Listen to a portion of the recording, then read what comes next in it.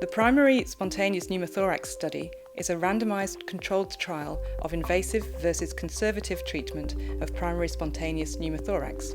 The purpose of this educational video is to provide you with the information necessary to successfully recruit patients into the primary spontaneous pneumothorax study.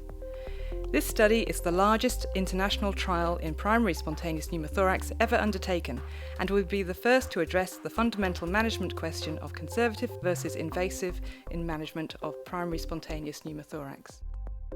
Primary spontaneous pneumothorax is a significant global health problem affecting adolescents and young adults. Current management is variable, with little evidence from randomised controlled trials to guide treatment. Current guidelines emphasise the importance of intervention in patients with breathlessness, which involves insertion of a chest drain, hospital admission, and thoracic surgery in some. Interventional procedures can be painful and distressing for patients and have a number of important complications such as injury to organs, bleeding, and infection. An interventional approach has recently been questioned, and there is evidence to suggest that conservative management without intervention is effective and safe. For all patients presenting with a primary spontaneous pneumothorax, use this flowchart to guide you through assessing their eligibility and recruiting them into the study. Step 1. Determine the pneumothorax size. For a patient to meet the inclusion criteria, they must have a pneumothorax that is 32% or larger by the Collins method. The Collins method calculates the sum of interpleural distances. For a patient to be eligible for the study, A plus B plus C must be 6 centimetres or greater. Step 2. Check the exclusion criteria. You must confirm the patient's eligibility against the exclusion criteria.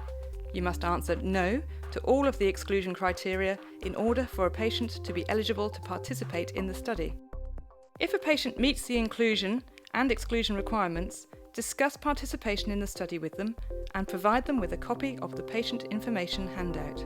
If they agree to participate, have them sign the study consent form and provide them with a photocopy to keep. It is important to confirm with the patient that participation in the study means that they are consenting to the allocated treatment, whether it is interventional or conservative. If you feel unable to adequately discuss randomisation and the intricacies of study participation with the patient, consult with a senior clinician for input and guidance. Step 3. Contact a site investigator. Contact a site investigator to discuss the enrolment of the patient in the study. If you are unable to contact an investigator, you can still randomise the patient, but a site investigator must be contacted prior to discharge to arrange follow-up. Step 4. Randomise the patient using the web browser. Randomise the patient to receive conservative treatment or interventional treatment. This is done by going to the following website: http://trials.emergemed.uwa.edu.au and selecting pneumothorax from the study list. You can then log in using the site-specific account name and password listed in the site study guideline. Follow the on-screen instructions to determine the treatment allocation. After the patient is randomised, you need to complete an ED case report form. Patients with oxygen saturations of less than 92% should receive oxygen via a Hudson mask.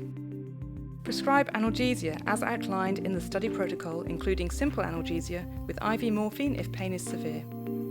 Patients allocated to conservative treatment require a clinical assessment at 90 minutes and a clinical assessment and chest X-ray 4 hours post-randomisation.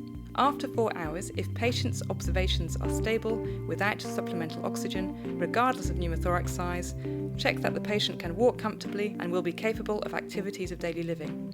If the patient is capable of performing activities of daily living, they can be discharged. Please note that the patient can be observed for longer than 4 hours, overnight if required, and still stay in the conservative management group.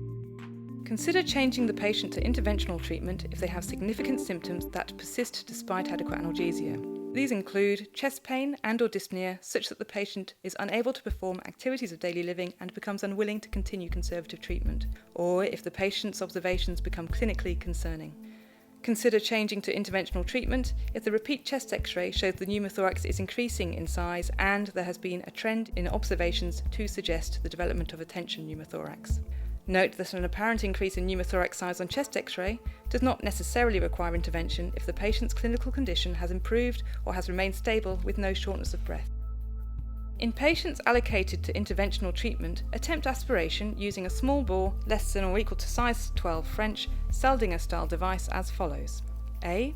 Insert in either the second intercostal space mid-clavicular line anteriorly or the safety triangle laterally. B. Attach to an underwater sealed drain. Do not apply suction. Reassess the patient 1 hour post-drain insertion and repeat a chest X-ray. If the patient's symptoms are reduced and the pneumothorax is still small, that is less than 6 cm using Collins' method, and the drain has stopped bubbling, clamp the drain and continue to observe for another 4 hours. Reassess the patient again after 4 hours and repeat the chest X-ray. If the patient can walk comfortably and the pneumothorax has not reaccumulated, then the drain can be removed and the patient discharged. If the aspiration of the pneumothorax is not successful or the pneumothorax recurs under observation, continue with underwater seal drainage and refer for inpatient admission. Treatment then continues as per the discretion of the treating team. Prior to discharge, ensure that the initial follow-up appointment has been arranged with the site investigator. Provide the patient with discharge analgesia and the information sheet included in the study information pack. This includes the procedure to be followed should any problems occur. Patients will have respiratory clinic appointments for follow-up at 72 hours, then 2, then 4 and 8 weeks post-randomisation. The patient will receive telephone follow-up at 6 months and then annually until they are 5 years post-presentation with primary spontaneous pneumothorax. This study will significantly increase our understanding of primary spontaneous pneumothorax and its optimal management.